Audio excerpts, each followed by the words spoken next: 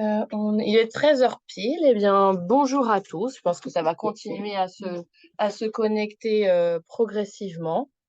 Ah, Damien a dit qu'il arrivait tout de suite, mais le temps que je fasse sa petite présentation, comme d'habitude, de la FHU. Donc, on a le plaisir d'accueillir aujourd'hui le professeur Damien Cuny, qui est donc écotoxicologue et professeur à la faculté de pharmacie de l'Université de Lille et qui appartient à l'équipe LGCGE et qui va nous parler aujourd'hui de pollution intérieure et d'appareils respiratoires. Il nous avait déjà fait donc pareil une belle présentation sur un dernier mardi du mois sur la pollution extérieure.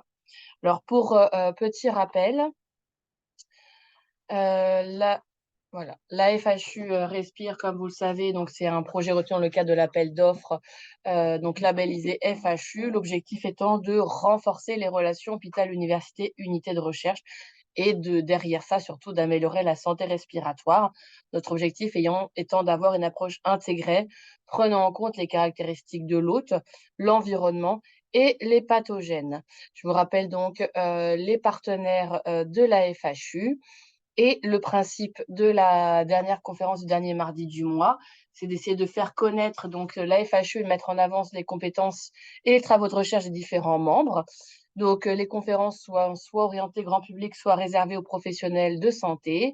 Donc, chaque dernier mardi du mois, entre 13 heures et 14 heures, donc en visio sur Zoom. Donc, la présentation est de 30-45 minutes avec un temps d'échange. L'idée, c'est qu'on est coupé juste avant 14 heures pour que chacun puisse vaquer à ses occupations. L'événement est diffusé auprès des 4 CHU et des 6 universités. Et puis, il y a tout à fait la possibilité de revoir en replay chacune des conférences du dernier mardi du mois. Alors, je vous remets le programme des différentes conférences. Donc, avec aujourd'hui pollution intérieure et appareils respiratoires. Le mois prochain, c'est l'APA, qui est l'Association pour la prévention de la pollution atmosphérique, qui nous fera donc un petit topo. Nous n'avons pas exactement le titre encore, mais ça va venir. Et pour le 28 novembre, charge virale et séquençage des rhinovirus par le docteur Hortense Petain. Donc, on s'est dit qu'entre Noël et l'an, il n'y aurait pas beaucoup de gens qui se connecteraient, donc il n'y a pas de dernier mardi du mois fin décembre. Et on reprendra donc en janvier avec le docteur Le Guyou. Sauf que le titre n'est pas du tout celui qui est écrit à côté, qui correspondait celui-là au titre de l'année dernière, Sandrine, petite erreur. Si bien entendu vous avez des idées, des envies, des propositions, n'hésitez pas à mettre un petit mail à la FHU. On est preneur de tout. Et je ne sais pas si Damien est revenu pour que je puisse lui laisser la parole. Damien, es-tu avec nous? Alors, bon, il va pas tarder, je pense. Donc, il est affiché, mais Oui, oui, oui, oui, je suis tu là, es je là, suis là. tu es là. Excusez-moi, j'étais Ah avec non, mon non, mais il y doyen, a je suis vraiment désolé. aucun souci. Je vous prie Donc, de m'excuser. ah mais non, non, mais tu es tout excusé. Je te laisse donc la main, normalement. Voilà, tu peux partager. Et donc, on est ravis de t'accueillir pour pollution intérieure et appareils respiratoires. Voilà, alors merci beaucoup de l'introduction. Pour ceux qui étaient là l'année dernière, parce que ça fait un an, c'est le volume 2 de la présentation sur finalement l'aspect environnementaliste de la problématique pollution de l'air. L'année dernière, j'avais pris un temps de présentation sur la pollution de l'air extérieur et puis on avait à un moment dans les interventions dit mais oui, mais dans l'exposition il y a aussi la pollution de l'air intérieur. Donc voilà le retour de la problématique. Donc on va voir l'appareil, enfin la pollution intérieure. Moi je suis environnementaliste comme marqué sur la diapo, donc je vais faire ça avec mon œil d'environnementaliste et mon expérience. Et puis évidemment, on fera la jonction avec les problématiques de santé respiratoire, mais qui seront assez évidentes au vu d'un certain nombre d'éléments. Alors, je vais vous repositionner le contexte assez rapidement. Claire m'a dit que j'avais une quarantaine de minutes, donc on va aller droit au but. Et puis ensuite, on fera un tour sur un certain nombre de points saillants. Et pour terminer sur finalement, et c'est ça l'une des caractéristiques de cette problématique, c'est que on peut avoir des actions beaucoup plus directes et beaucoup plus de remédiation beaucoup plus évidente que ce que l'on a par rapport à la pollution de l'air extérieur finalement, où on se sent un peu impuissant. Alors, ce n'est pas tout à fait vrai, mais c'est vrai qu'on a aussi l'impression que finalement, à notre échelle, on a du mal à contribuer. Alors, tout ça, ça se module, mais pour l'air intérieur, par contre, là, on a des actions qui peuvent être très directes. Et finalement, c'est un fil rouge un petit peu des conseils qu'on donne aux patients ou qu'on peut donner à d'autres professionnels qui seront relais de l'information et qui ont effectivement des effets significatifs, positifs et très rapidement. Alors, les éléments de contexte, bah, finalement, c'est une vieille histoire hein, parce qu'on en parle maintenant, mais c'est une vieille histoire.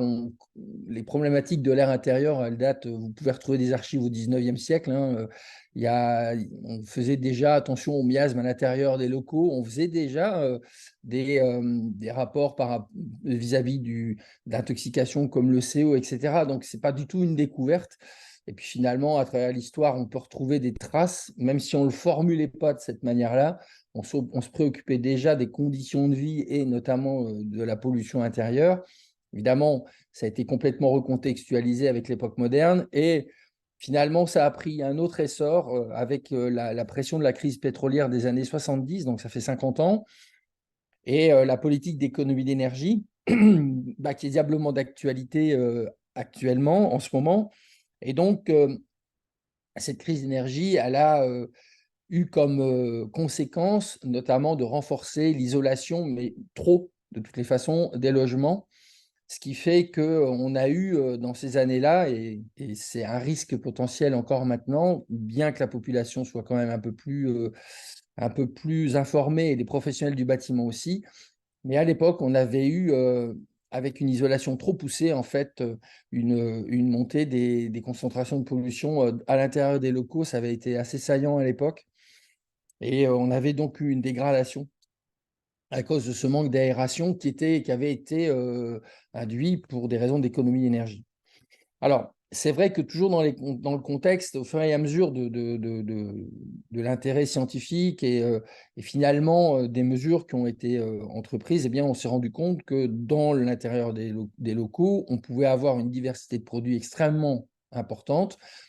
Tout à l'heure, on en reparlera, mais pour les composés organiques volatiles, ce n'est pas rare d'avoir plusieurs centaines de produits différents sans pour autant être dans une situation particulière du logement, mais c'est parce qu'il y a beaucoup de sources et une très grande diversité de produits. Et puis, on peut bien sûr avoir des concentrations qui sont bien plus importantes que ce que l'on peut retrouver à l'extérieur, tout simplement parce que les masses d'air circulent moins, on a moins d'effet de dilution. Et quand on a une aération qui n'est pas satisfaisante, eh bien, les polluants vont s'accumuler, et on le verra, mais bien sûr, tout le monde le connaît. On peut même arriver dans des contextes d'intoxication aiguë, voire mortelle, donc aiguë, avec des conséquences vraiment extrêmement importantes. Il ne faut pas oublier que dans l'exposition des individus, eh bien, finalement, le milieu intérieur, les logements, alors ça peut être aussi des locaux administratifs, on ne parlera pas d'ateliers industriels ou de choses comme ça qui, de toutes les façons, dépendent d'une autre réglementation. Mais si on regarde les logements plus des milieux comparables comme les bureaux ou vraiment les espaces administratifs, mais finalement, eh bien, on va y passer beaucoup de temps. Hein. Quand on fait un budget espace-temps, on se rend compte qu'en moyenne, en France, on passe 70% du temps dans un espace clos, avec le logement qui va être prédominant. Et puis, pour une certaine catégorie de population, par exemple des personnes âgées, des personnes qui sont malades ou des personnes qui, voilà, pour une raison ou pour une autre, ont une certaine fragilité de santé. Et ce temps passé à la maison peut être encore plus important. Et donc, évidemment, le temps d'exposition est en conséquence de cela. Alors, c'est un phénomène dont la population a à la fois l'information, et je vous ai mis des couvertures de presse grand public qui est assez, sur lesquelles ce sujet est assez redondant. Donc, la population est informée, mais elle n'a pas toujours conscience. Alors ça, c'est un mécanisme qui est assez classique. C'est le mécanisme classique du partout, mais pas chez moi, parce que la représentation du logement fait que fréquemment, on le perçoit comme un endroit très protecteur et finalement chez qui on est plutôt en sécurité et où il ne va rien nous arriver. Et puis, bon, les problèmes sont ailleurs. Ça, c'est des mécanismes qui sont assez bien connus. Mais pour le temps, il y a quand même cette dimension d'information et pas forcément de prise de conscience dans son propre espace. Et puis, il y a un autre phénomène alors, qui disparaît petit à petit, mais que j'ai bien connu au début, quand j'ai commencé à faire des mesures dans les logements, c'est que quand on disait à quelqu'un, avec toutes les précautions d'usage, voilà, chez vous, c'est pollué, la personne comprenait, c'est pas propre. Ce qui est un réflexe assez classique, mais qui diminue. Et non, en fait, les deux peuvent être éventuellement liés, mais même parfois, à l'opposé, on peut avoir des endroits pollués parce que ça a été très, très nettoyé, peut-être trop, ou en tout cas avec des produits avec lesquels on n'a pas pris de précaution d'emploi, ce qui fait qu'on les retrouve très, très bien dans les tubes passifs qu'on utilise notamment. Alors, la France n'est pas du tout en retard sur cette problématique-là. On a une tendance à l'autoflagellation assez fréquente, mais là, non, ce n'est pas du tout le cas. D'abord parce que dans les congrès, au niveau européen ou au niveau international, eh bien, on a tout à fait notre place. On a des travaux qui sont tout à fait comparables avec ce que font les collègues d'autres pays, d'autres universités.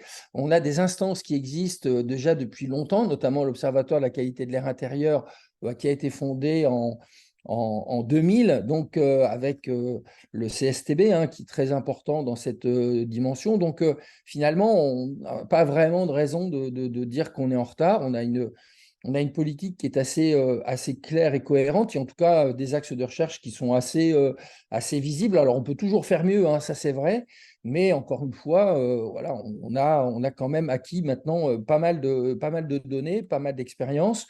Alors, il y a peut-être des trous dans la raquette, notamment, on s'était beaucoup posé la question sur l'habitat rural. On s'est beaucoup posé la question aussi en sortant un peu du logement, sur les établissements de soins. Alors, pas forcément, mais quoique les hôpitaux, parce qu'il y a déjà une activité qui est importante, mais on pensait plus à des établissements comme les EHPAD, par exemple. Voilà. Après, il y a peut-être des endroits où, oui, effectivement, on pourrait aller plus loin. Ça, on peut toujours faire mieux. Mais globalement, voilà, on a quand même pas mal d'équipes qui travaillent sur cette problématique-là. Et donc, il y a une dynamique, il y a un dynamisme de recherche qui est quand même pas négligeable du tout en France sur cette dynamique-là. Alors, encore une fois, c'est un poids sanitaire qui est important. Il n'y a pas beaucoup de chiffres, ou alors ils sont un peu anciens. Parce que ce n'est pas forcément des enquêtes faciles à faire. Et donc, je vous en ai pris un qui est pas tout jeune non plus, mais finalement, encore une fois, c'est pas toujours si simple que ça de concaténer ce genre de données. Et donc, d'un point de vue mondial, l'OMS avait mis en évidence qu'on avait une surmortalité due à la pollution de l'air intérieur qui se chiffrait à 4,3 millions de personnes par an. Et puis, la problématique, c'est qu'au niveau mondial, on va avoir une source qui est peut-être moins présente chez nous, mais qui au niveau mondial est importante. C'est finalement les combustions. Alors ça, c'est présent chez nous, bien entendu, mais c'est surtout l'utilisation de combustibles qui sont inadaptés, ou en tout cas ou alors dans des systèmes inadaptés, notamment, je pense à des houilles qui sont de moins bonne qualité, alors qui vont générer peu de calories, qui vont mettre beaucoup de temps à brûler, mais qui sont pas très, pour les pays producteurs, qui sont pas très vendables sur les marchés internationaux. Donc, ils ont tendance à garder ça pour leur propre consommation et puis ils ont tendance ensuite à vendre des charbons de meilleure qualité pour l'international. Et donc, on a des populations qui utilisent ces types de combustibles qui génèrent beaucoup de pollution. Et au niveau mondial, c'est significatif. Mais après, on va retrouver encore d'autres choses qui sont assez classiques avec des cibles. Là encore, c'est à grands traits, mais des cibles assez classiques pour la pollution. On a une convergence avec ce que je vous ai dit l'année dernière sur les problématiques donc, respiratoires, cardiovasculaires, puisque on va retrouver les mêmes cibles au niveau de l'organisme. Alors, la pollution à l'intérieur des locaux, encore une fois, on la caractérise assez bien. Depuis maintenant quelques temps, on repère des grandes familles de sources. Alors, ça va être notamment tout ce qui est combustion, évidemment. Alors, ça paraît très évident quand on le dit comme ça. Bien sûr, on imagine qu'un chauffe-eau à gaz, on imagine une cheminée, on imagine des choses qui sont assez évidentes. Et voilà, quand on fait ce genre de présentation au grand public, c'est des messages qui passent assez bien, mais on se rend compte qu'il y a des limites. Et par exemple, on voit un peu plus de doutes quand on commence à parler, par exemple, des installations qui vont brûler des huiles essentielles. On va parler des fausses cheminées, alors qui sont un petit peu moins à la mode, mais pendant quelques temps, on a vu arriver ça sur le marché, des cheminées à éthanol. Et donc, c'est des choses qui, pourtant, la combustion se voit, mais qui paraissent moins directes.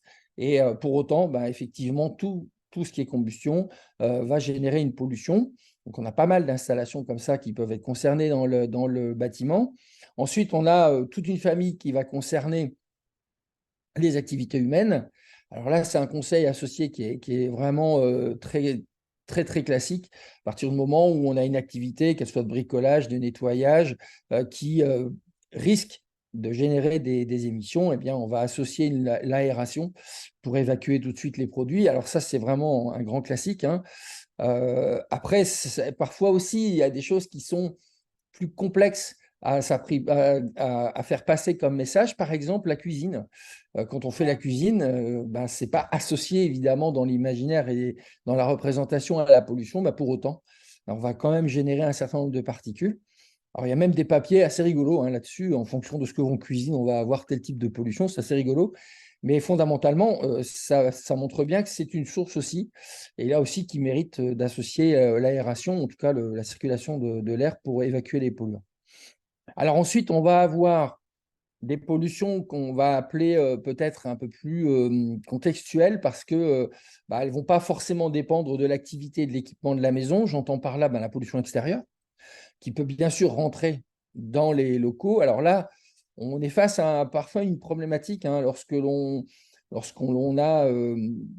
fait des manips dans les logements. Et évidemment, on va conseiller aux gens après d'aérer. Alors, tout ne repose pas sur l'aération, mais c'est quand même une voie importante. Et qu'à l'extérieur, il y a une source présente. Évidemment, là, ce n'est pas forcément évident à faire passer. Et pour autant, le bénéfice est quand même toujours positif, hein, par rapport à la situation de l'air intérieur. Simplement, quand il y a une source à l'extérieur, on ne va pas nier que les polluants peuvent rentrer, mais simplement, il y a une vigilance à avoir par rapport à l'activité de la source. Bon, l'exemple classique, c'est quand on habite près d'une route fréquentée. Ce n'est pas au moment où elle est plus fréquentée ou quand il y a un bouchon qu'on va ouvrir les fenêtres, évidemment. On va être vigilant par rapport à ça. Mais autrement, il y a quand même un bénéfice, hein, de toutes les façons, à avoir cette aération. Alors, il y a aussi une autre problématique, c'est le sol. Alors, je ne parle pas éventuellement d'être installé sur un sol pollué, ça existe, hein. Mais il y a eu des cas célèbres d'ailleurs, de bâtiments tertiaires, même des établissements recevant du public qui avaient été construits sur des sites et sols pollués. Mais au-delà de ça, on a aussi des émissions naturelles, et la plus connue étant le radon. Donc là, on est région dépendante, hein, il faut être sur un substrat uranifère, puisque le radon est un gaz qui vient de la décomposition de la série de l'uranium. Donc, il faut être sur un terrain propice. Alors, il y a des cartes, hein, maintenant qui existent avec des surveillances assez régulières pour ce gaz, sur lesquels on reviendra rapidement tout à l'heure. Les matériaux. Alors, les matériaux de construction, d'aménagement, de décoration, tout ça, ce sont des sources à partir desquelles vont être émis notamment pas mal de composés organiques volatiles. Maintenant, il existe un étiquetage, hein, depuis 2012 sur les émissions de ces matériaux, alors notamment sur vraiment ce qu'on peut utiliser comme revêtement de surface, comme peinture, etc. Il est peu connu. J'ai fait des enquêtes avec une de mes promos d'étudiants et finalement, les gens alors, je ne peux pas dire que ce qu'on a fait, c'est représentatif de la population française, ça serait pas juste, mais sur les échantillons que l'on a fait, eh bien, en fait, les gens ne se sont pas vraiment accaparés de ce logo-là. Ils connaissent bien le logo d'économie d'énergie. D'ailleurs, ils ont un air de famille, les deux. Par contre, ils ont moins de connaissances que celui de consommation d'énergie pour ce qui est des émissions de composés. Donc, on le reverra tout à l'heure. Mais c'est un petit peu embêtant parce que finalement, actuellement, on est dans une forêt de labels. Il y a tout un tas de labels plus ou moins farfelus, il faut dire les choses telles qu'elles sont. Et pour autant, on en a un officiel qui manque peut-être un petit peu de connaissances, de communication. 10 ans après sa mise en place, et surtout qu'il est en train de s'étendre, notamment à l'ameublement, il mériterait peut-être un petit coup de com' pour se faire signaler à la population. Alors, en gros, voilà ce qu'on a comme grand type de source, hein, pollution extérieure, installation à combustion, tout ce qui fait une flamme, tout ce qui brûle, il dégage une pollution. Les activités humaines et bien sûr le tabagisme, hein, j'en ai pas parlé, mais je pense que c'est assez clair pour tout le monde. Et puis maintenant, on est quand même dans un autre temps parce que, notamment dans un certain nombre de lieux publics, il est maintenant complètement acté qu'on va fumer à l'extérieur pour ceux qui fument. On a tous connu, en tout cas pour les plus anciens, les restaurants où notamment on fumait à l'intérieur. Bon, la vie a quand même changé, hein, avec ça. Et puis on se rend compte aussi dans les pratiques quotidiennes que bah, si on est dans un logement non fumeur, évidemment, on ne va pas se permettre de fumer. Enfin, les relations par rapport au tabac ont quand même beaucoup évolué. Mais ça reste, n'empêche, un vrai problème et encore décrit comme une source de pollution majeure, bon, à partir du moment où on n'a pas une installation particulière qui va poser problème. Les produits domestiques, là aussi, on a parfois des freins à la représentation, hein, parce que quand une personne utilise un produit de nettoyage, bah, parfois, ce n'est pas associé, comme je le disais tout à l'heure, à l'émission de polluants. Et donc, il y a une contradiction un petit peu dans les représentations. Donc, moi, ça m'est arrivé, par exemple, dans une école, d'avoir vraiment une problématique avec des composés organiques volatiles parce que la personne croyait bien faire. Et à chaque fois que alors c'était une école primaire, et quand les petits partaient, alors soit pour manger, soit pour jouer, eh ben, c'est une petite école, hein, d'un village sur le littoral de notre région, eh bien, elle nettoyait, elle passait. Et donc, finalement, ben, moi, j'avais laissé des tubes passifs plusieurs heures, ben, plusieurs jours même, et ben, en COV, ils avaient battu un score, quoi. Et avec quelques traceurs, on avait assez bien retrouvé le fait que c'était des produits de nettoyage. Donc, il y a et cette personne était de parfaite bonne foi, elle pensait bien faire pour que les enfants soient, voilà, ils puissent jouer par terre ou en tout cas avoir des activités par terre. Donc, elle mettait un point d'honneur à entretenir le local. Bah oui, mais c'était un peu contre-productif. Et des exemples comme ça, bah, j'en ai eu plusieurs, hein, dans les expériences que l'on a faites de cette utilisation de produits ménagers qui était vraiment contradictoire par rapport à la qualité de l'air intérieur. Et puis les matériaux, donc on en a parlé. Alors, on va faire juste un rapide focus. Il n'est pas possible de faire évidemment en quelques minutes le tour exhaustif de la question. Donc, la pollution de l'air, je vous l'ai dit, hein, elle rentre effectivement en fonction de la nature du polluant, en fonction des sources extérieures, comme on a vu l'année dernière. Donc, ça pourrait quasiment être une diapo de transition avec la présentation de la fois dernière. Et donc, bah, effectivement, on tient compte de l'activité de la source. Alors, je vais vous donner un autre exemple concret. Moi, j'ai été élevé en partie dans une commune qui s'appelle Saint-Paul-sur-Mer, donc qui est dans l'agglomération de Dunkerque. Et moi, je vois encore ma grand-mère qui, quand elle ouvrait la maison ou quand elle voulait mettre son linge dehors, elle regardait les fumées à l'époque, c'était Usinor, maintenant c'est ArcelorMittal. Et elle regardait le sens du vent parce qu'elle savait bien que si elle se trompait, ce qu'elle ne faisait pas, si elle se trompait, le linge, ben, elle pouvait le relaver parce qu'au bout d'une demi-heure, toutes les poussières étaient retombées dessus. Donc finalement, bah, c'était du bon vieux sens, hein, il n'y a pas il y avait pas de mystère. Elle faisait gaffe à ce qui se passait dehors pour aérer et puis pour mettre son linge. Alors le tabac, c'est pas, je ne me permettrai pas à des professionnels de santé de parler du tabac, évidemment, mais simplement quand on fait des mesures, évidemment, il y a le tabagisme primaire quand il y a quelqu'un qui fume. Bon, après, le secondaire, ça, c'est le tabac environnemental, mais nous, on a aussi, et puis tout le monde, hein, mais il y a une autre préoccupation qui est le tabac vraiment à long terme. C'est-à-dire qu'en fait, les produits du tabac vont aller se fixer sur tout un tas de supports qui sont dans l'environnement parce que ces polluants, certains sont même particuliers. Donc, et puis finalement, bah, ils vont connaître une vie, ils vont se transformer, ils vont évoluer, ils vont être oxydés, ils vont être photodécomposés d'une manière plus ou moins aboutie en étant sur les revêtements du local. Et puis, en fonction de la température, en fonction des circulations de l'air, etc., ces produits sont remis en suspension.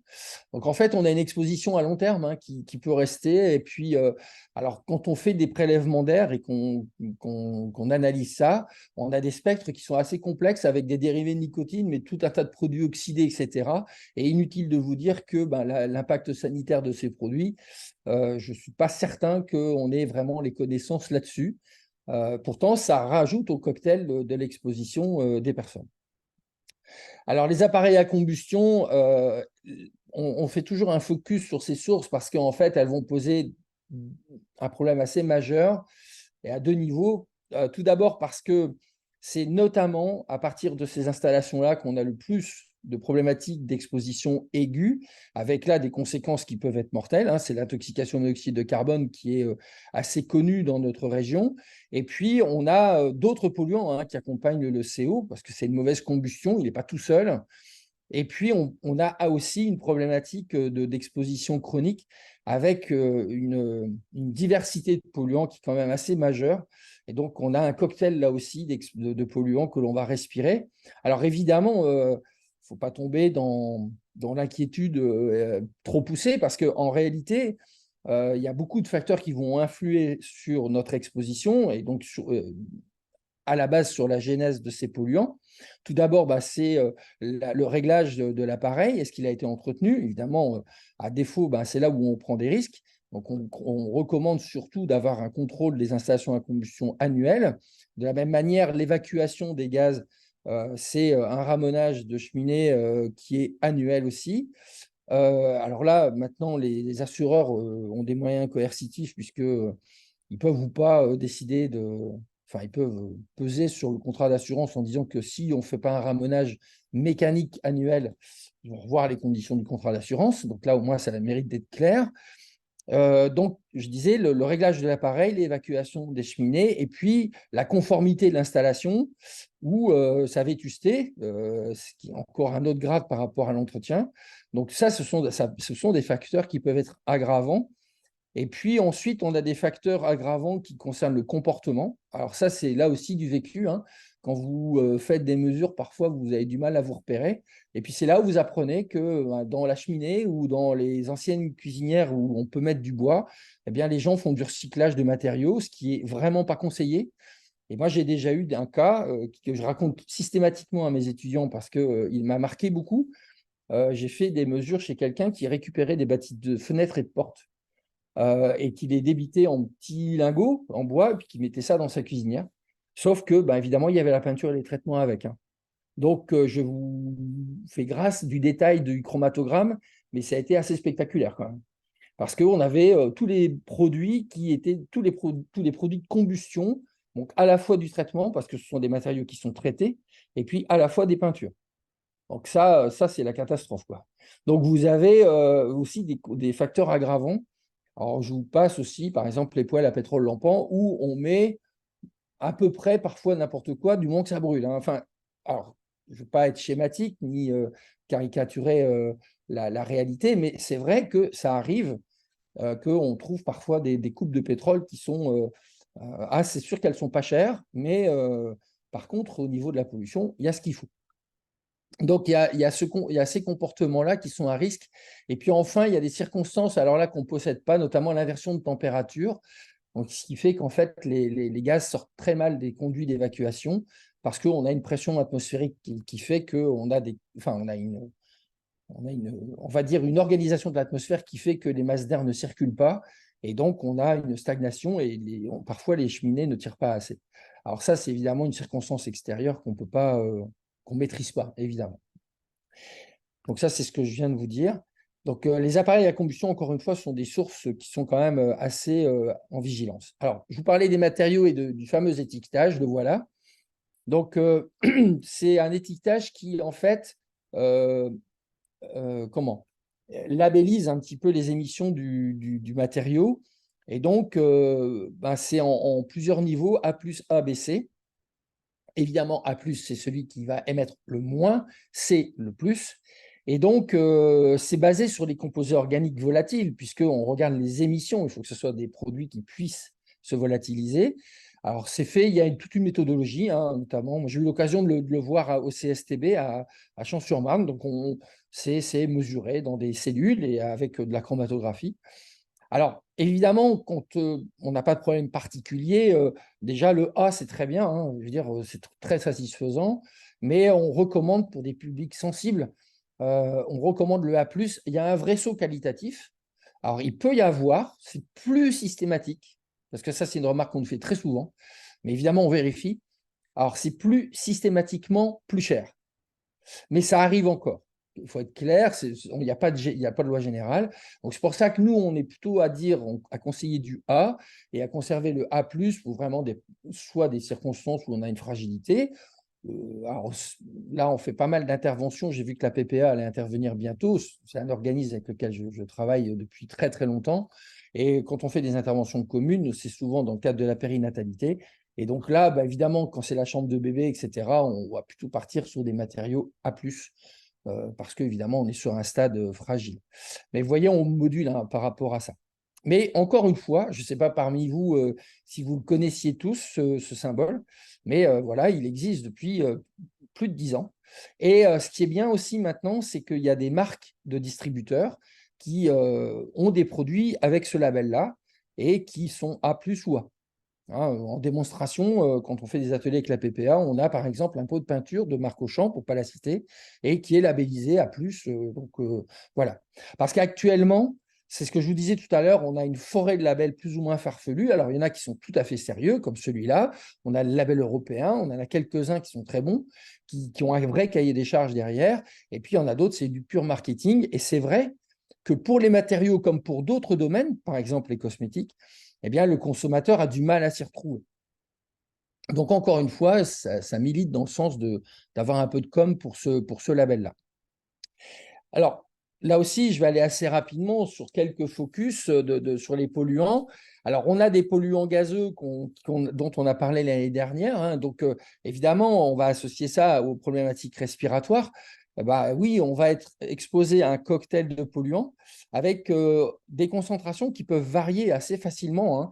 Il suffit qu'on ait une activité particulière dans le logement et puis on a des concentrations qui peuvent vraiment faire le yo-yo. Donc, pour qualifier l'exposition des personnes, c'est pas simple. Hein.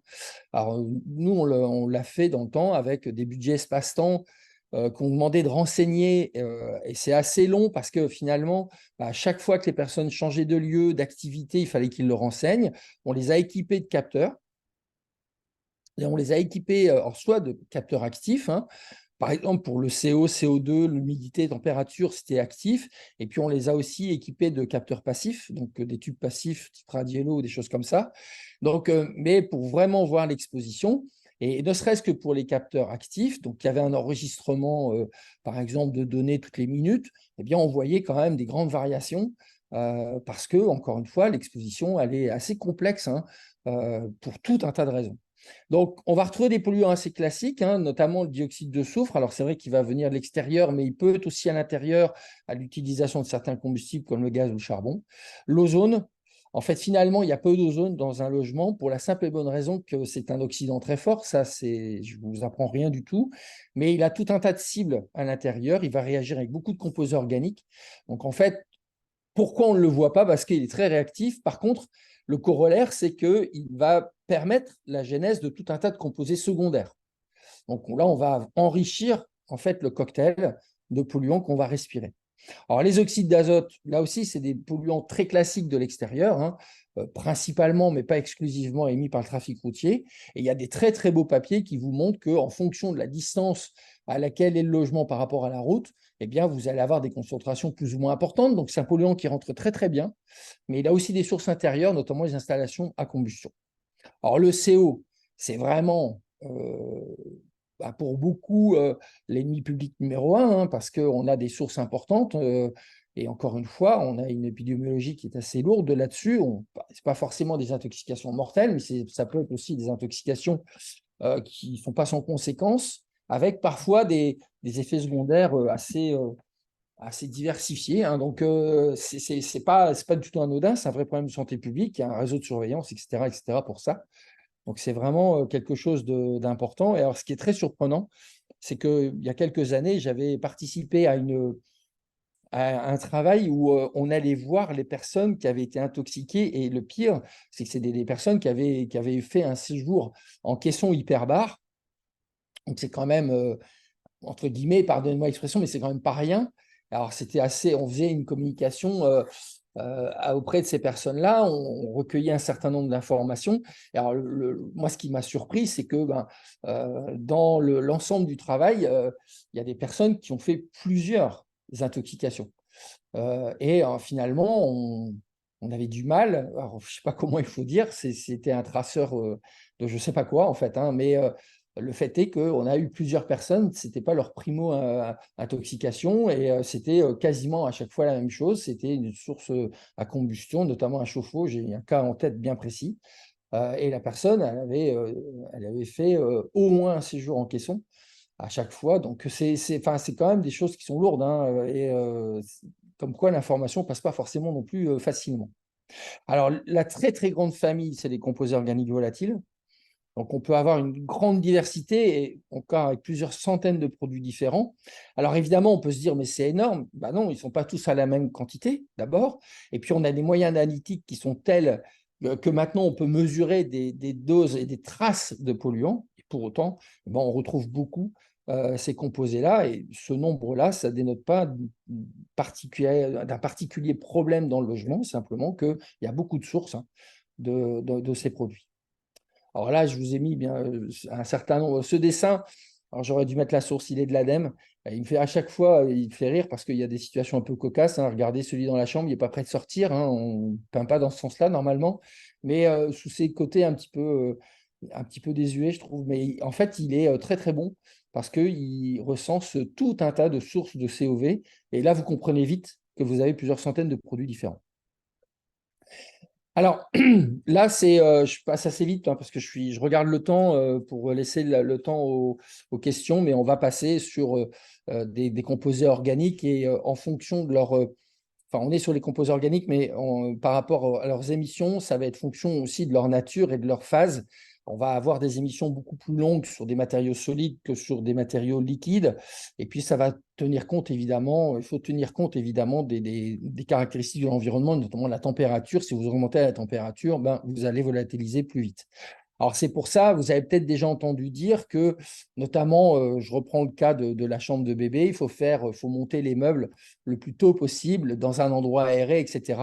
Bah oui, parce qu'à partir de matériaux solides comme ça, les émissions vont être pendant plusieurs mois. Alors, c'est assez facile à mesurer, hein. Ça a déjà été fait par plein d'auteurs. On fait ça dans des chambres qui peuvent faire plusieurs mètres cubes. On monte le meuble et puis on regarde, hein, tout simplement les émissions de tout un tas de produits, notamment le formaldéhyde, qui est assez caractéristique pour ces problèmes-là, pour ces matériaux-là. Et effectivement, ça va dégazer pendant plusieurs mois. Et donc, bon, voilà, ça, c'est la raison fondamentale pour laquelle il y a ce conseil associé de dire on va monter la chambre le plus tôt possible et dans un endroit qu'on va aérer, ventiler. Alors, le radon, je vous en ai parlé. Cette carte, elle est un petit peu ancienne, mais elle reste juste. En fait, encore une fois, c'est un gaz radioactif qui va venir du sous-sol, qui est issu de la décomposition de l'uranium et qui va donc d'abord se concentrer dans les espaces qui sont au sous-sol. Et vous allez avoir, en montant dans les étages, une décroissance.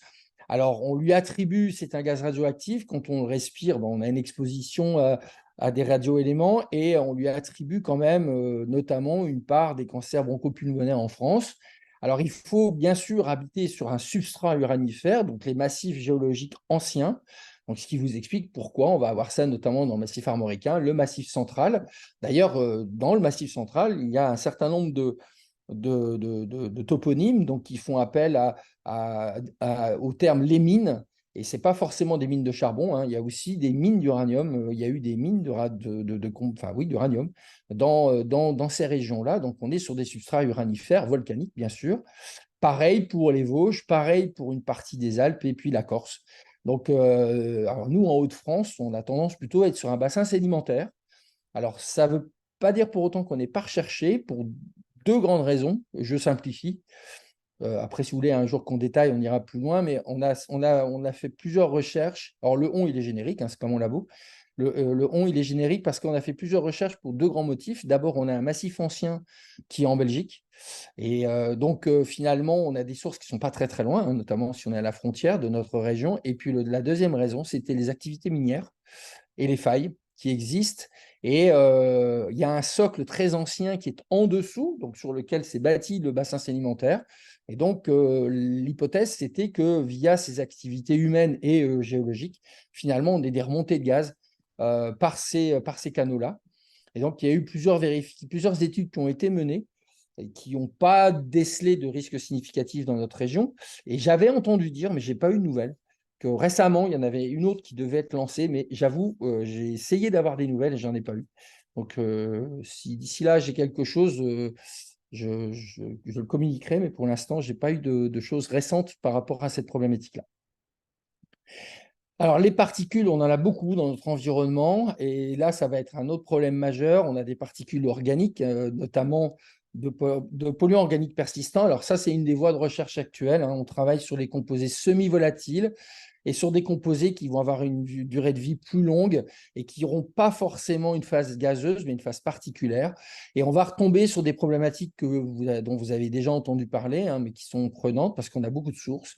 Alors, ça va être les retardateurs de flamme, parce que ce sont des produits qui sont intégrés aux matériaux et comme leur nom l'indique, eh bien, ça va être pour limiter la propagation des flammes, les perturbateurs endocriniens et puis d'autres produits qu'on connaît bien dans l'environnement extérieur qui sont notamment les pesticides. Donc ça, c'est une première problématique. Une deuxième problématique, ça va être les particules minérales. Alors évidemment, l'amiante et le plomb, c'est quand même assez bien connu, mais on a d'autres particules minérales, notamment tout ce qui va être lié au domaine de l'isolation. Donc, il y a beaucoup de réflexions qui sont menées sur ces matériaux parce que certains peuvent se respirer et puis poser un certain nombre de problèmes sur l'appareil respiratoire. Et puis enfin, à tout seigneur, tout honneur, on aurait pu mettre en premier, mais un des gros problèmes, ça va être les particules biologiques, parce que ça, évidemment, c'est un motif de consultation qui est très important, et ça va découler sur la problématique de l'allergie. D'accord? Donc, je vais passer un certain nombre de slides qui, en fait, résument ce que je viens de vous dire. Alors, sachant que sur ces problématiques-là, il y a une conséquence ou un problème qui est issu de ces réflexions-là, qui est la substitution des matériaux.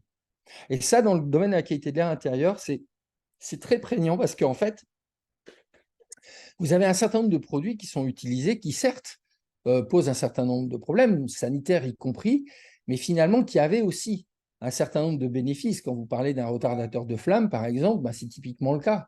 Et donc, il y a toute une dimension, alors qui n'est pas la mienne en recherche, donc je ne vais pas la développer, ce n'est pas ma compétence, mais il faut quand même savoir qu'il y a toute une dimension de recherche sur les matériaux pour avoir des produits substituants, donc on va remplacer, mais qui ont les mêmes bénéfices. Et ça, ça paraît sur le concept simple, évidemment, mais dans la réalité des choses, c'est loin d'être évident. Alors, on a des grands exemples, hein, mais par exemple sur les bisphénols ou des choses comme ça, où là, finalement, on s'est dit, on ne va pas chercher midi à 14 heures. Au bout du bout, on a carrément changé de matériaux. On a changé, notamment, on a remplacé certains plastiques par du verre pour des contenants de consommation courante. Parce que finalement, on ne trouvait pas, si on restait sur la gamme de matériaux plastiques, on ne trouvait pas de substituant.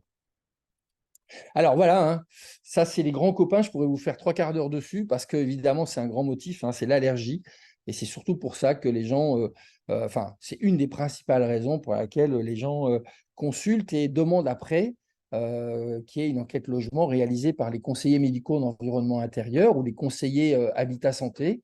Donc c'est 2 titres qui veulent dire la même chose parce que c'est 2 diplômes qui sont faits par des universités différentes, mais c'est la même chose en réalité. Et donc, c'est une des portes d'entrée assez fréquentes pour laquelle le médecin demande à ce qu'il y ait une enquête environnementale faite par ces professionnels, parce qu'il y a une problématique d'allergie. Et donc, voilà, on a ici devant nous les allergènes les plus fréquents et parfois pas les plus simples à régler, hein, mais bon, certains d'entre vous, vous avez des patients, vous savez ce que c'est. Alors pour les acariens, il y a quelques solutions, c'est un petit peu plus facile.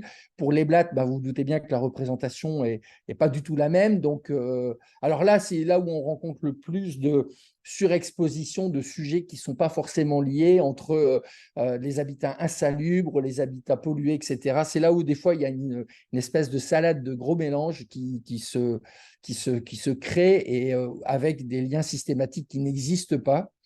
Et voilà. Alors, généralement, les blattes, alors c'est vrai que c'est un problème de pollution parce que finalement, elles vont emporter des allergènes, mais leur origine, c'est parce qu'il y a certainement, à tous les coups, il y a une source de nourriture. Et c'est ça qui les attire. Donc, c'est ça qu'il faut rechercher avant tout. Il faut les priver de nourriture parce que finalement, ce sont des animaux donc, qui sont assez repoussants, mais c'est aussi des animaux qui qui ont des exigences écologiques. Et donc, vous n'allez pas trouver ça dans des endroits, entre guillemets, hein, hyper crades. Ce n'est pas vraiment leur truc. C'est surtout des endroits où il y a à manger. Donc, moi, ça m'est déjà arrivé de voir des blattes dans des logements où il n'y avait pas de problème de salubrité. Et il y avait surtout à proximité du logement, donc parfois à l'extérieur du logement, il y avait des problèmes de stockage de nourriture ou de déchets alimentaires. C'est surtout ça le problème. Alors ensuite, ben, les risques sanitaires, j'en ai déjà beaucoup parlé, je vais passer parce que le temps est arrivé. Donc on a des problèmes d'intoxication, des problèmes d'allergie, les intoxications aiguës, donc c'est principalement, mais pas Juste, seulement, si tu as le besoin de monospace. 5 ou 10 minutes de plus, on va se débrouiller, t'inquiète, hein. Ouais, non, mais c'est parce que je voulais finir par un point précis, mais simplement pour dire que l'intox au CO, c'est évidemment un peu la tête de pont, mais on a eu aussi, par exemple, des intoxications aux produits ménagers parce que des gens mélangent. Vous prenez un anticalcaire type Viacal avec de l'eau de Javel, ben, ça va dégager un nuage de chlore quand même, hein. Donc, on a déjà eu ça. Je ne sais pas si parmi vous, il y a des gens qui sont familiers du centre antipoison, mais ça s'est déjà produit, ça. Donc, l'intoxication au CO, c'est la plus fréquente. C'est souvent la plus dramatique, mais ce n'est pas la seule intoxication aiguë que l'on puisse avoir, respiratoire, j'entends. Alors, je vous passe tout ce qui est absorption de tout un tas de produits, etc., accidentels. Bon, là, évidemment, on est dans un autre domaine. Mais en termes de pollution, encore une fois, le CO, ce n'est pas la seule cause d'intoxication aiguë. Après, on a tout le domaine des allergies, donc avec les allergènes que l'on a vus. Et puis, on a aussi, ce qu'il faut savoir, c'est qu'on a une potentialisation entre la problématique chimique, donc les polluants chimiques, et les polluants biologiques. Alors, parmi toutes les équipes en France qui ont travaillé là-dessus, il y a notamment Deblay qui avait bien montré ça, quand on avait à la fois l'exposition à un polluant comme le formaldéhyde, qui est un polluant qui est très classique, et puis une exposition à un allergène biologique, eh bien, on avait une réaction qui était amplifiée parce qu'on avait cette coexposition qui se produisait. Voilà, il y a tout un tas de travaux dans la littérature qui montrent ça, hein, sans difficulté aucune. Après, sur les polluants chimiques, c'est plus complexe parce qu'on peut avoir d'abord tout le domaine des gens qui présentent une hypersensibilité chimique, alors qui concerne non seulement les produits chimiques, mais les ondes. Alors, mis à part ces cas particuliers, parce que finalement, on est sur des fenêtres de concentration qui sont ultra faibles, avec des signes cliniques qui sont sans commune mesure. Donc là, c'est vraiment de la réaction particulière. Mais en dehors de ces pathologies particulières, on a vraiment un panel très étendu. Ça va aller de la simple gêne, qu'on a tous déjà subi, hein, ne serait-ce que par une odeur de peinture, des choses comme ça, jusqu'à des choses beaucoup plus complexes, avec des réactions beaucoup plus difficiles et plus lourdes. Alors évidemment, les cas sont moins nombreux, mais voilà, on peut à peu près tout connaître, hein, mais ça, les professionnels de santé, c'est vous, avec des risques à long terme, parce qu'on a autour de nous des substances qui peuvent être CMR. Et puis, on a maintenant toute une collection aussi de produits qui peuvent être des perturbateurs, ou qui sont des perturbateurs endocriniens avérés ou éventuellement suspectés. Et là aussi, hein, même problématique, c'est qu'à long terme, pour l'instant, on manque un petit peu de visibilité quand même sur les conséquences de l'exposition environnementale à ces produits. Alors, je voulais terminer par là, et je le ferai assez vite, mais vous allez voir, finalement, la pollution intérieure, ce qu'il faut retenir aussi, c'est que il y a une grande dimension de bon sens. Finalement, on ne va pas réinventer l'eau tiède, hein, on va surtout partir sur des principes simples. Et c'est des principes, des conseils qu'on a travaillé énormément avec la PPA depuis de nombreuses années et qu'on a modulés en fonction aussi comment dirais-je, de ce qu'ont fait les gens de ces conseils. Parce qu'on a quand même, l'objectif, ce n'est pas de passer le conseil, c'est que les gens le respectent. Et finalement, on a modulé ce qu'on disait par rapport à l'application de ce qui était fait, du conseil. Et donc, parfois, ça ne va pas vous sembler archi-académique. Bah oui, mais à trop vouloir en faire, les gens ne le font plus. Alors, si j'ai le temps, je vous donnerai un exemple concret. Alors voilà, après, il y a tout le développement de ces 10 conseils, mais on peut se contenter de cette diapositive-là parce que ça résume tout. Alors, évidemment, on ne va pas fumer dans le logement. L'aération, c'est très important. 2 fois 10 minutes par jour. Et, évidemment, quand on a une source particulière, par exemple, on se met à bricoler, on se met à faire le ménage, ben, on aère en plus.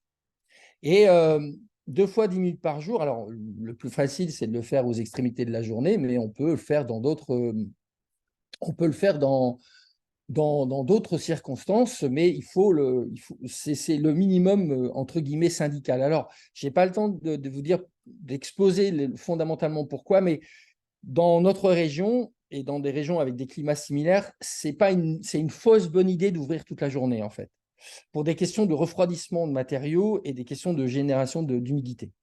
Donc, 2 fois 10 minutes par jour, ça va très bien. S'il fait très beau dehors, on peut ouvrir plus longtemps, mais ce n'est pas le cas le plus fréquent. Alors, limiter l'utilisation des produits chimiques, il y a une vraie question à se poser, c'est est-ce que j'en ai besoin? Je pourrais vous raconter tout un tas d'anecdotes là-dessus. Mais effectivement, la question, c'est ça. Avant même de dire aux gens, lisez les précautions d'emploi. Ils ne le font déjà pas pour les médicaments, ils ne vont pas le faire pour une bombe aérosol. Il ne faut pas rêver. Mais au moins leur dire, mais est-ce que vous en avez besoin? Et finalement, ben, ça marche. Les gens, à un moment, se disent, bah, oui, effectivement. Enfin, là, j'ai encore une fois 36 000 anecdotes là-dessus. Alors, la température, c'est entre 18 et 20 degrés, parce qu'une température élevée, ça va vous faciliter tout un tas de choses qui vont aggraver la situation, la volatilisation des composés organiques. Ça va faciliter aussi le développement de tout un tas d'organismes, les moisissures, les acariens, etc. Et donc, on va leur rendre la vie dure en maintenant ces températures à entre 18 et 20 degrés. Ça se module en fonction de l'occupation que vous avez dans la pièce, mais les cibles, c'est ça. 18, c'est pas chaud, je suis d'accord. Mais voilà, nous, ce qu'on voit et où on commence à vraiment tirer la sonnette d'alarme, c'est parfois des pièces à 24, 25, 26. Donc, vous voyez, il y a une marge, quoi. Il ne faut pas être dans ces eaux-là parce qu'effectivement, là, on va commencer à avoir des soucis. Tous les problèmes d'humidité sont à traiter rapidement parce qu'évidemment, c'est le siège des moisissures, notamment, et puis la dégradation des matériaux. Faire entretenir régulièrement les appareils à combustion, bah, ça, je vous l'ai dit tout à l'heure. Éviter l'accumulation de poussière. Alors, il y a tout un tas de recettes pour ça. Bah, en fonction, évidemment, de la santé des personnes. S'il n'y a pas de problème d'allergie, s'il n'y a pas de problème particulier, bah, il faut quand même éviter. Alors, les gens vous disent souvent qu'ils sont allergiques à la poussière. Bah, la poussière, c'est en fait un terme générique, hein. Donc, après, c'est les allergologues qui vont faire le tri. Alors, ça peut être les moisissures, ça peut être d'autres choses, évidemment. Limiter la présence des animaux domestiques. Alors, évidemment, quand il n'y a pas d'allergie problématique, bon, on va pondérer, évidemment, rien contre les animaux domestiques. Simplement, bah, ce sont aussi de très bons, comme nous, ce sont des très bons véhicules d'allergènes. Alors, ils ont leurs propres allergènes, comme dans la salive du chat ou du chien, mais on traîne sur nous aussi des allergènes d'ailleurs, et ça peut augmenter l'exposition, par exemple au pollen, ça peut augmenter l'exposition à d'autres antigènes. Donc, voilà, il y a aussi cette réflexion-là qu'il faut faire passer. Les matériaux étiquetés, donc je vous en ai parlé tout à l'heure, et puis ben, il y a tout un tas de recettes dites entre guillemets de grand-mère pour éviter alors tout un tas de choses, hein, des systèmes de traitement, de bougies qui vont améliorer la qualité de l'air, les plantes qui vont épurer l'air. Vous avez tout un tas de solutions comme ça. Vous pouvez laisser tomber, ça ne marche pas, clairement. Ou alors ça va même empirer les choses, hein, pour certains systèmes. Alors les plantes, c'est très joli, vraiment très joli. On peut avoir la main verte, ça améliore notre environnement, mais ça n'absorbe pas des polluants de l'air intérieur. Ça a été démontré depuis maintenant quelques années. Donc ça, c'est tout ce que je vous ai mis dans la fin de cette présentation. Et merci beaucoup de votre attention. Merci beaucoup, c'était passionnant. Il y a déjà quelques personnes qui ont dû nous quitter. Est-ce qu'il y a des questions sur les personnes qui sont encore présentes? Jusque-là, les petits mots dans la discussion étaient Ouais, très positifs avec c'est et je gentil. les rejoins, hein, c'était extrêmement clair, très intéressant et je pense que en effet, c'est des messages à diffuser, dans la population en général et alors tu mets 2 fois 10 minutes, donc j'imagine matin et soir pour l'aération? En général, c'est ce qu'on fait. Alors, par contre, il y a un faux ami. Moi, je préfère dire quand vous êtes là. Ouais. Et quand vous avez des activités, parce qu'il y a des gens qui, ça on l'a remarqué, hein, dans les enquêtes logement, ça se voit bien, ils ouvrent quand ils partent. Mmh. Alors pour des raisons qui peuvent se comprendre, hein, c'est pas le problème. Oui, mais quand on n'est pas là, on n'a pas forcément c'est pas là où on va avoir le plus de polluants. Donc je préfère dire aux gens, bah, écoutez, vous êtes là, vous ouvrez. 10 minutes, la pièce n'a pas vraiment le temps de se refroidir, hein, sauf vraiment quand on est en mauvaise saison. Et puis surtout quand on a des activités qui polluent, quoi. Parce que après, en fonction de là où on vit, est-ce qu'il y a quand même enfin, des horaires de journée qui sont un peu plus embêtantes que d'autres, non, pour Alors, l'aération? oui, alors en fait, c'est l'élément clé dans ce que tu dis, c'est le début de ta phrase, c'est en fonction de l'endroit où on vit. Parce Mm. qu'effectivement, en fonction de la proximité de source, en fonction de c'est surtout la proximité de source en fait qui va jouer. Oui, on va moduler, on va faire attention. Moi, ça m'est arrivé de vivre à proximité d'une route très fréquentée. Bon, bah voilà, le soir, à partir de 17h30, 18h, Vaut il y mieux avait pas. des bouchons, bah, j'ouvrais pas, quoi. Ouais, ouais. Voilà, ça, je faisais attention vraiment à ça. Mais après, autrement, il faut, voilà, vaut mieux ouvrir 2 fois dans la journée. Oui, le matin et le soir. Voilà, s'il faut un point de repère, on peut prendre celui-là. Il est tout à fait logique. Et puis, quand on a des activités qui polluent. Oui, bien sûr. Est-ce qu'il y a des questions? Après, c'est sûr que il y a beaucoup de bon sens, hein, dans ce que tu dis, mais Ah ça va oui, toujours mieux en le disant, clairement. bah, nous, on insiste là-dessus.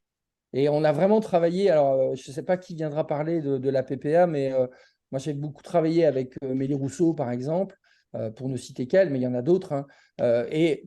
Et avec Mélie, on avait vraiment fait attention à ça dans les ateliers qu'on avait fait, etc. On regardait la réaction des gens et de voir l'acceptabilité du conseil. Mmh. Et donc, on a travaillé vraiment sur cette notion de bon sens et de réflexe, quoi, pour pas tordre le bras non plus à des habitudes de vie. Alors, il nous est arrivé tout un tas de trucs, hein, avec des habitudes de vie et qui étaient très bien installées chez les gens et sur lesquels, notamment, j'ai des exemples en tête sur les utilisateurs d'encens, Oui, c'est ce que de j'allais te huiles, dire, de les huiles encens, les essentielles. huiles essentielles et les patients sont très attachés Ah oui. à ce genre de choses, quoi. Et alors, dans Et les il huiles faut se faire essentielles, bien. il y a une dimension qui est encore plus complexe. C'est que quand on dit que ça pollue, les gens traduisent, alors beaucoup, hein, pas tous, traduisent, ça n'a pas d'efficacité thérapeutique ou enfin, Mmh. pharmaceutique. Et en fait, non, on n'est pas c'est pas du tout le même plan, on n'est pas en train de dire la même chose. Donc pendant longtemps, on s'est rendu compte qu'on disait quelque chose et ça passait pas, jusqu'au moment où on a compris ce mécanisme-là. Les gens qui utilisent l'eucalyptol ou qui utilisent des choses comme ça pour certaines propriétés, on leur dit oui, mais vous rajoutez des produits dans l'atmosphère et eux, ils traduisaient bah, les huiles essentielles n'ont aucun effet. Bah non, c'est pas ce qu'on dit. Et après, bon, alors, l'encens, ça a été un des cas sur lequel j'ai commencé et qui a été le plus complexe parce que finalement, la personne associée d'utiliser de l'encens à un moment où c'était un moment de repos pour elle et c'était un moment de détente et de bien-être. Et j'arrivais avec mes gros sabots en lui disant, il faut surtout pas brûler de l'encens. Or que elle, c'était justement le moment où elle se détendait. Donc forcément, j'arrivais comme un éléphant dans un magasin de porcelaine, quoi. Ouais. Et ça a été compliqué, compliqué pour rentrer dans sa logique et puis dire, bah non, mais on va essayer de faire autrement.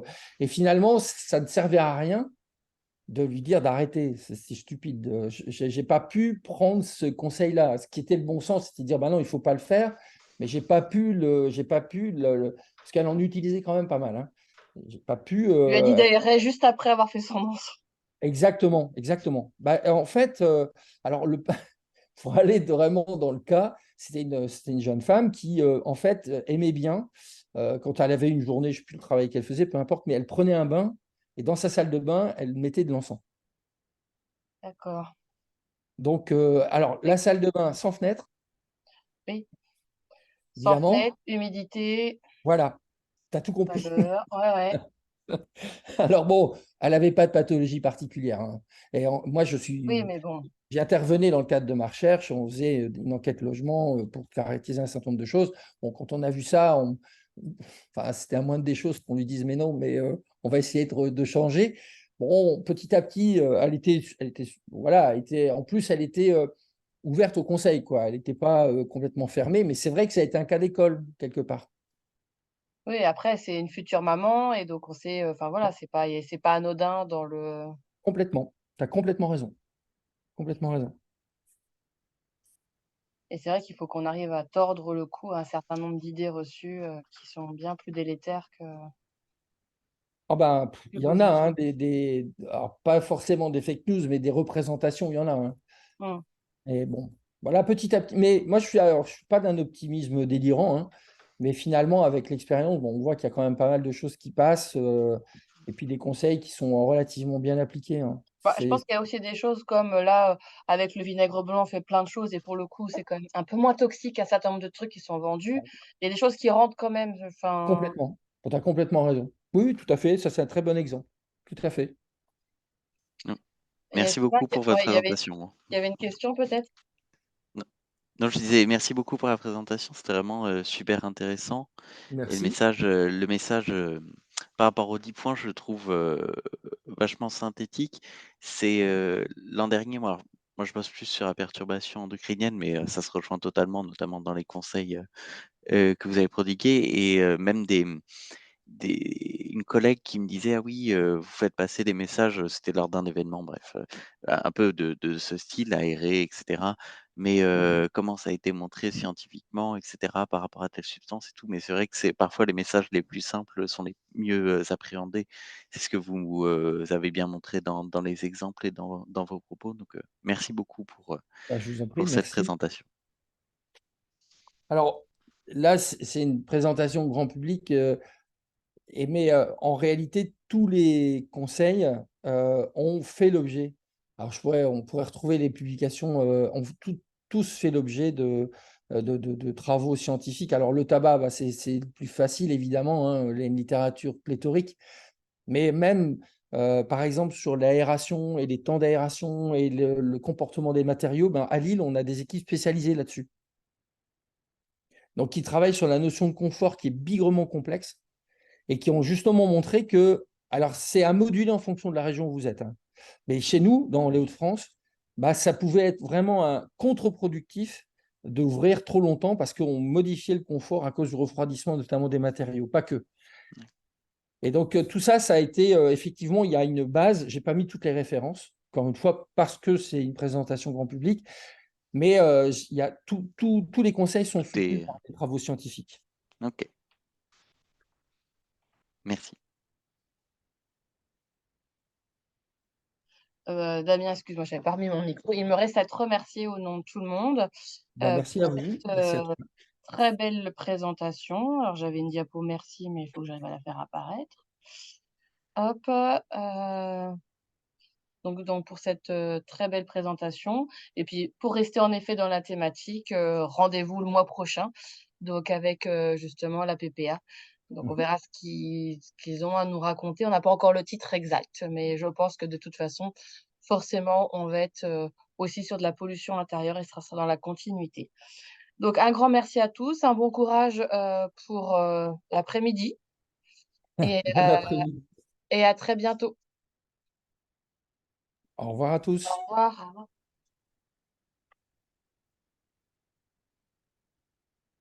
Je me dis quand je vais diffuser le replay,